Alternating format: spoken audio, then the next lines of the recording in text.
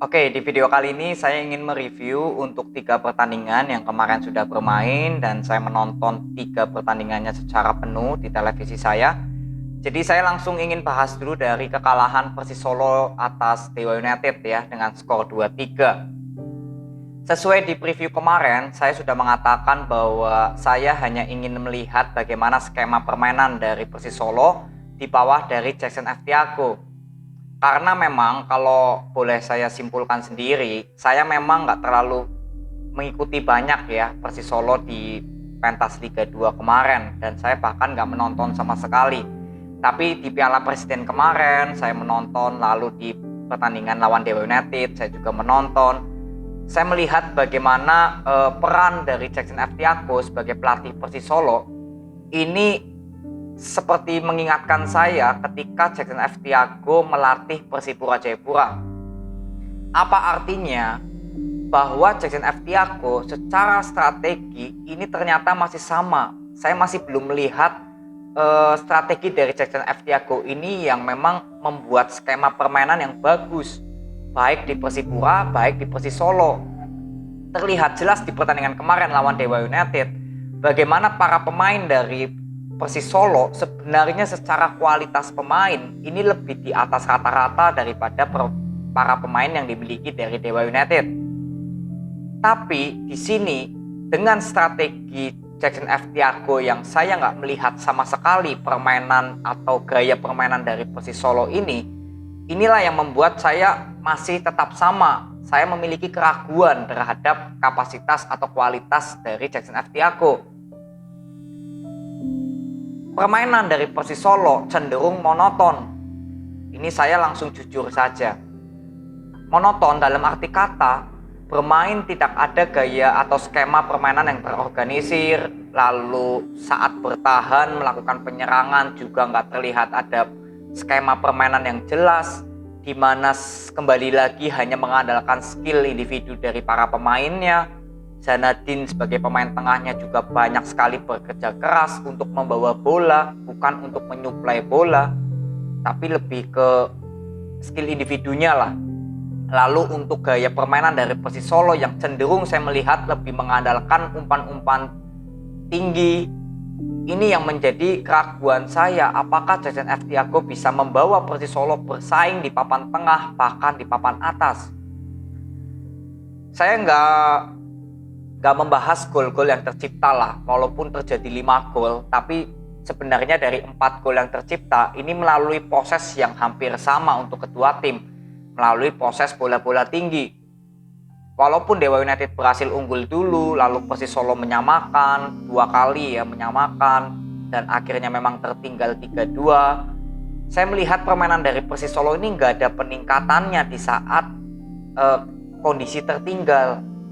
Bermain tetap sama, mengandalkan bola-bola out, terutama ketika bola out mendekati area penaltinya Dewa United, Aaron Evans langsung mengirimkan umpan-umpan tinggi, lemparan-lemparan tinggi yang bertujuan agar bisa disundul oleh para pemain Persis Solo atau agar terjadi kemelut di depan gawang dan bisa diciptakan gol. Dan ini memang berhasil ketika Calvin Guan ya mencetak gol kedua. Itu juga prosesnya hampir sama ketika para pemain Dewa United nggak bisa mengantisipasi bola yang datang, lalu Calvin Guan bisa mengirimkan shoot yang cukup bagus dan tercipta gol menjadi 2-2. Ini juga memang proses yang berhasil gitu loh. Mengandalkan permainan yang seperti itu memang ada kelebihannya yang dimiliki dari Persis Solo, saya bisa memaklumi. Tapi nggak mungkin kan setiap pertandingan harus mengandalkan permainan yang seperti itu. Apalagi saya ya misalkan menonton bola itu kan ingin melihat skema permainan yang bagus gitu ya, maksudnya strategi yang jelas lah. Walaupun misalkan kalah tapi strateginya berjalan, skemanya juga berjalan dengan baik, itu masih bisa diterima walaupun kalah gitu loh. Tapi kalau melihat kekalahan seperti ini dan gaya permainan Persis Solo yang gak ada organisirnya sama sekali, skemanya gak ada sama sekali, ya ini menjadi pukulan telak kalau menurut saya. Ya, jadi gol-gol yang tercipta juga semuanya melalui proses bola tinggi yang cenderung memang bermain monoton yang saya lihat. Nah inilah yang saya masih ragu jujur saja untuk Jackson F. Tiago apakah bisa terus bertahan di Persis Solo jika permainannya di Persis Solo ini seperti ini terus gitu loh, menghadapi Dewa United kemarin bermain di kandang sendiri juga, dimana bermain di kandang sendiri kan mempunyai modal tersendiri ya, modal tambahan lah agar para pemain dari Persis Solo semakin mentalnya semakin kuat gitu ya, karena bermain di home. Tapi ya itu, seperti para pemain Persis Solo ini nggak bisa menunjukkan kualitasnya karena lebih banyak bermain monoton, bermain long ball, bola possession gampang sekali hilang. Di pertandingan kali ini juga bola possession 50 banding 50, padahal sesuai dari kualitas pemain, Persis Solo sebenarnya lebih baik daripada Dewa United.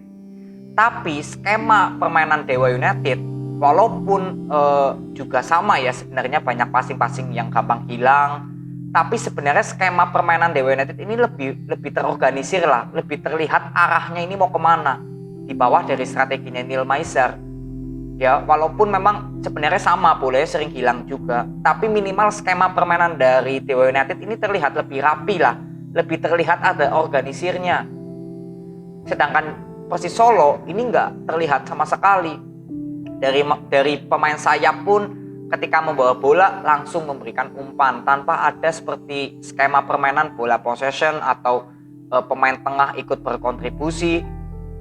Pemain yang paling bagus di penampilan kemarin justru gelandang bertahannya Persis Solo yang rambutnya panjang, saya lupa namanya. Itu bermain menurut saya cukup bagus, dan itu seorang gelandang bertahan, bukan Zanadin gitu loh. Zanadin juga bermain cukup bagus, tapi nggak memiliki kontribusi yang cukup banyak sebenarnya, walaupun berapa kali bisa mengandalkan skill individunya untuk melewati 2 bahkan 3 pemain. Tapi kontribusinya juga nggak terlalu terlihat untuk menciptakan peluang-peluang gol dari Persis Solo. Artinya memang skema permainan dari Persis Solo ini nggak terlihat berjalan, atau strategi dari Jackson F. Tiago ini nggak tampak tidak seperti ada strategi bermain. Kesannya seperti itu yang saya lihat, ini menurut opini saya. Jadi saya membuat video ini dalam arti kata ingin untuk supporter Persis Solo ataupun saya sendiri sama-sama mengkawal apakah memang gaya permainan Persis Solo ini ada kemajuan nggak di bawah dari strateginya Jackson F. Tiago. Walaupun memang Jackson F. Tiago membawa Persis Solo ke Divisi 1 lalu menjadi kampiun atau juara di Liga 2, tapi saya nggak melihat Persis Solo saat bermain di Liga 2, saya nggak melihat cara permainannya seperti apa. Dan saya baru melihat di Piala Presiden dan menghadapi Dewa United kemarin, dan tetap sama sebenarnya cara Jackson F. Tiago ini menangani Persipura Jayapura dan Persis Solo ini sama. Tidak ada skema permainan yang jelas, kesannya monoton dan hanya mengandalkan skill individu dari para pemainnya. Ya, jadi ini menurut saya kekalahan yang cukup telak, pukulan yang cukup telak, karena kalah dengan gaya permainan yang juga tidak bagus, tidak terlihat strateginya berjalan. Semoga ini bisa menjadi evaluasi untuk Jackson F. Tiago agar bisa introspeksi. Ini bukan salah para pemainnya Persis Solo, karena Persis Solo sebenarnya juga bermain cukup bagus para pemainnya ya, individual para pemainnya cukup bagus. Tapi dengan tidak adanya didukung strategi yang jelas, ya para pemain juga tidak seperti ada arahan di dalam pertandingannya, di dalam permainannya. Ya, jadi ini menurut saya semua kuncinya kepada Jackson F. Tiago. Harus bisa memiliki banyak opsi ya untuk bermain atau melatih di Liga 1 ini, karena banyak sekali pelatih-pelatih di Liga 1 yang juga bagus kualitasnya.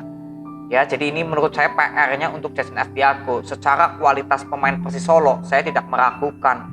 Dari lini belakang, lini tengah, lini depan, itu semuanya Persis Solo sudah memiliki modal yang cukup bagus untuk bersaing di papan atas. Tinggal kembali lagi ke racikan strategi dari pelatihnya Jackson F. Tiago.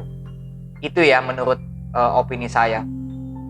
Lalu next saya ingin bahas Persebaya dulu ya dengan Persikabo Bogor, karena saya kalau membahas Persik Kediri dengan Persita kayaknya waktunya kepanjangan. Jadi nanti saya buat di video berikutnya, habis ini saya buat lagi.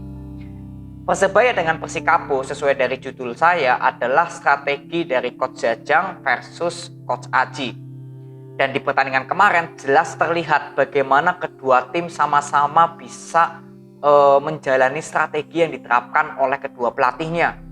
Dan yang menarik untuk saya, sesuai di preview kemarin, saya mengatakan bahwa pemain Persikabo Bogor ini harus berani keluar, tampil keluar. Dalam arti kata saat bertahan, harus berani melakukan pressing, minimal nggak bertahan sampai ke dalam banget gitu loh. Dan ini benar, ketika menghadapi Persebaya kemarin, pemain Persikabo Bogor ini berani keluar, berani memberikan pressing hingga keluar. Yang artinya permainan dari Persebaya Surabaya saat ingin melakukan tekanan, ini juga berapa kali bolanya sempat bisa dihandle lah. Gak terlalu banyak bisa memberi tekanan sampai ke dalam pertahanan Persikabo Bogor. Dan begitu juga sama, Persebaya juga bermainnya tetap bola possession, tetap memberikan pressing.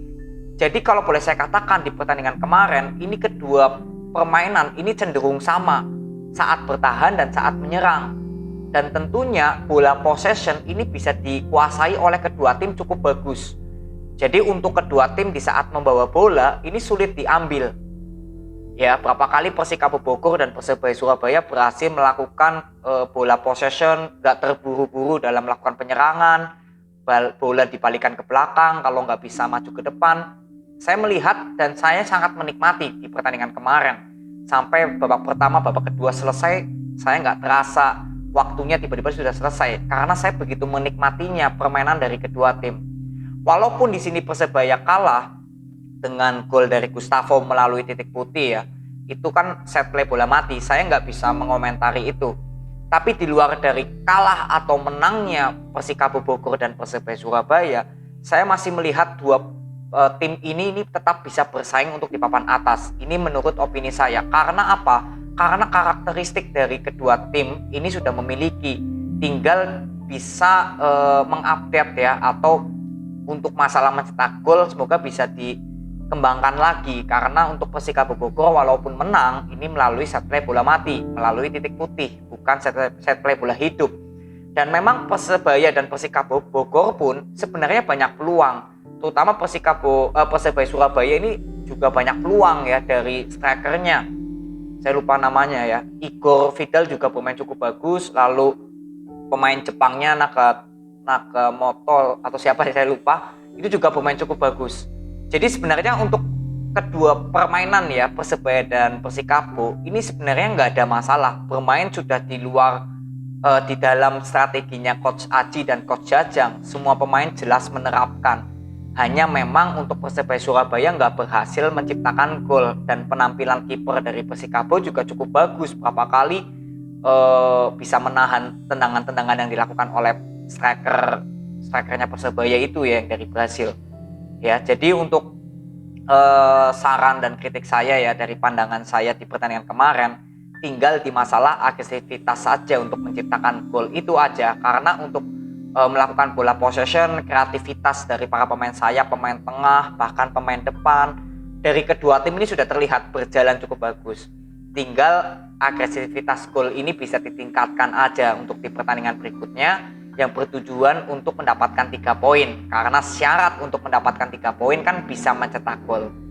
Ya, ini yang menurut pandangan saya atau penglihatan saya lah di pertandingan kemarin. Jadi selamat untuk Persikabo Bogor dan tetap semangat untuk Persebaya Surabaya. Semoga di pertandingan berikutnya bisa meraih 3 poin. Jadi ini aja video review yang saya bisa bagikan pada kalian. Semoga bermanfaat.